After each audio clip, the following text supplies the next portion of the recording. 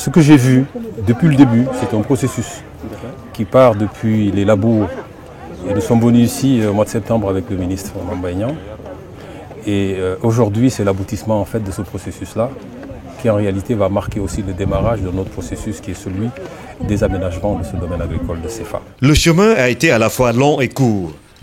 En 90 jours, après un hivernage tardif, il fallait miser sur la spéculation qui avait les chances de réussir. Aujourd'hui, le domaine agricole communautaire implanté à CEFA a donné des résultats rassurants.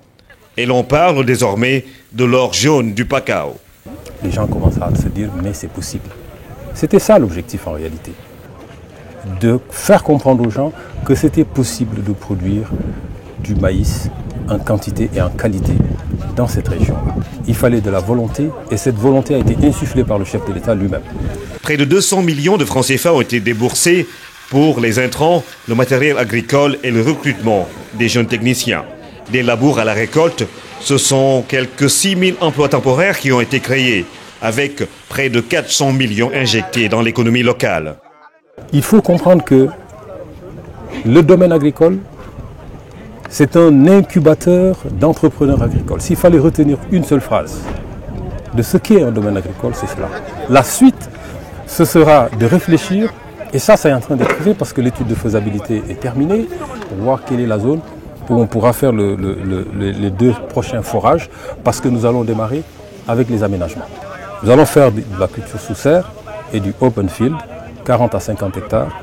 Et ces techniciens qui sont là, nous avons même besoin de renforcer l'effectif de ces techniciens-là pour que l'encadrement continue. Les rendements obtenus cette année sont dus en partie grâce à l'encadrement technique, composé en majorité de jeunes issus des écoles de formation en agriculture. C'est bien, on a un très bon rendement, vraiment on est content. Je dirais que c'est une mission accomplie. Parce que la satisfaction vient du producteur, c'est eux-mêmes vraiment qui nous félicitent. Ils disaient que si vous n'étiez pas là, nous n'allons pas avoir ce que nous avons. Et ça donne des idées. L'État du Sénégal juste pouvait voir très bientôt comment il peut encourager les industriels d'installer ici, au lieu de transporter le maïs, ils transportent la farine et de développer des petites industries. Le président de la République, dans son plan de Sénégal émergent, il n'a pas une vision de 5 ans, c'est une vision de l'éternité parce que tous les développements qu'on est en train de faire, on doit le concentrer dans l'intérieur du pays et cela permettra les jeunes et la population de rester sur place. Avec 15 000 hectares, les producteurs assurent qu'ils auraient pu produire près de 200 000 tonnes de maïs.